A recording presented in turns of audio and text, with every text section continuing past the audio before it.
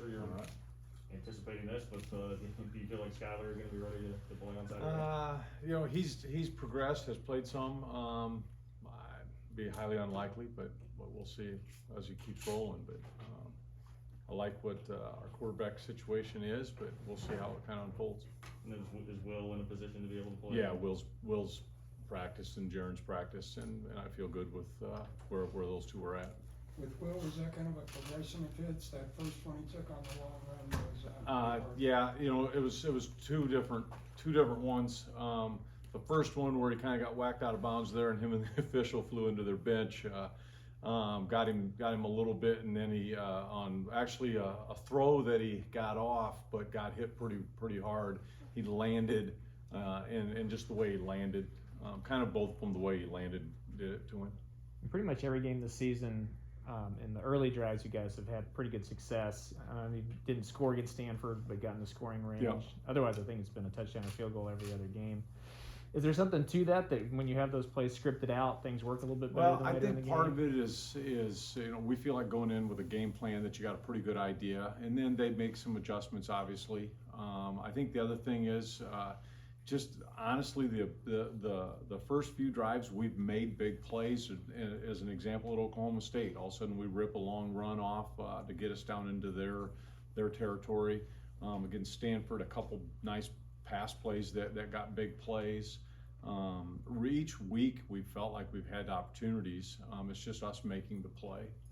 Is like coming up with those catches in tight coverage, is that one of those things? Oh, well, that's one of the things, you know, when you we talk all the time about making the 50-50 plays, and we got to be more like 75-25. I didn't feel like last week we were 75-25. Obviously, we were probably the other way. When a team does what Oklahoma State did to you and shows man coverage, really tries to take away the run, how do you get them out of that? Well, you gotta make some of the plays. As an example, we had a couple post opportunities where it's one-on-one, it's their corner and our wide out, and we got to make them pay. And unfortunately, we didn't. We had a couple other opportunities where we had Deuce cut free a little bit, and against number 20, who's a really good player for Oklahoma State, but he's very aggressive. And Deuce had a little bit of space, but we didn't make big plays off of that. And the problem comes to, you're only going to get 4 or 5 of those opportunities. You need to get big plays or points out of those opportunities. Is it fair to say that connecting on even like 2 of those can kind of change the course of the game? Would have changed the entire game, obviously, because of how well our defense played in the second half. And that's one of the things we spoke at length to our offensive unit is, guys, it doesn't matter where the score is the first half or the first quarter. It's the belief in our whole program that we'll get it figured out. We'll get ourselves in a position, and offensively, we needed to just go score a touchdown or 2 in that second half, and then that puts you in a position where everybody believes that last drive, anything can happen. Is Daniel on track to play this week? Daniel's had a good last 2 or 3 days. I would anticipate he's a good chance he would play. I wouldn't see him playing a full game by any means, but I anticipate he'll play. Last week was kind of a perfect example of one mistake can just magnify and change a game drastically. How hard is it as an offensive coach to get you guys to try to play error-free without playing tempo? Yeah, that is a huge deal, and you know, the great quarterbacks out there aren't afraid to pull the trigger, aren't afraid to try to put the ball in a small window. As a play caller, as an offensive unit, we continually stress on take care of the football, but you can't be afraid to go try to make a play. And I don't know the exact stats, but I would bet the Brett Favres of the world probably have as many touchdown passes as anybody, but they probably have as many interceptions as anybody as well. And offensively, our bigger deal is we can't have the mistakes that create big plays for the other team, and that's the example, unfortunately, the dropped snap that all of a sudden ends up getting kicked into the end zone and they get a touchdown.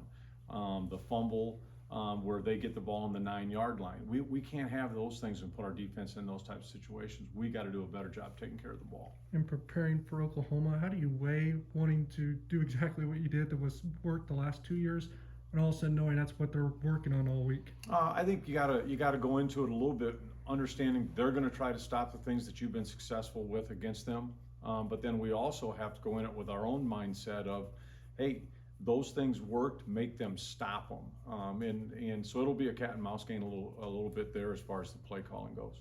In each of those games, there were stretches where you guys really had it rolling on offense, scored 21, 28 straight points on them. Just from your perspective up in the box, what was going right, and how much fun is that as an OC? Well, anytime you make plays, and that's what it comes back to. If you look at just last year as an example, we throw a very short pass to Deuce. Deuce breaks a couple tackles, all of a sudden goes for 50 yards or whatever it was. Skylar scrambles around a little bit, looks over to the left, shoots one down the field about 40 yards, and we get about a 60-yarder out of it. We hand off on a kind of an outside zone play. One guy gets, we have about 3 guys make nice blocks, but one guy makes a guy miss and goes for a touchdown. Those are the things that we've got to end up doing, is when I'm one-on-one, do I make that play? How limited did you guys wind up being there for a little bit, not having QB run game really available because of the that obviously in our 3 years we've been here, the games that we've really been successful, the ability to run the quarterback has been big for us, and we're going to need to do that this week. I mean, they're too good defensively to play with only 10 guys on offense. We've got to make the quarterback a threat. So Oklahoma State game opening drive, inside the 15, have a blocking miscue and then a missed assignment on a blitz. Those miscommunications, execution error? The one was just an execution error. The bigger thing for me in that is, we had an opportunity down there and we tried to throw what everybody does, kind of an RPO glance or a slant type route, and they covered us. We didn't make a play, and we've got to make that play. That goes back to the thing we talked a little bit about. When you're one-on-one, you need to be able to win in one-on-one situations, and unfortunately that put us then in second long, and second long anywhere is not easy. Is Jaron more capable of running as a quarterback than we've seen so far? I think he is. That's not his best cup of tea. Isn't running the football. It's throwing the football. But as he keeps progressing, he's going to need to be a guy that can carry the football as well. What is Sebastian Taylor's progress? I would continue to see him playing more and more. He played more last week than he did the week before, and I think he'll keep getting more opportunity. Anything else? Awesome. All right.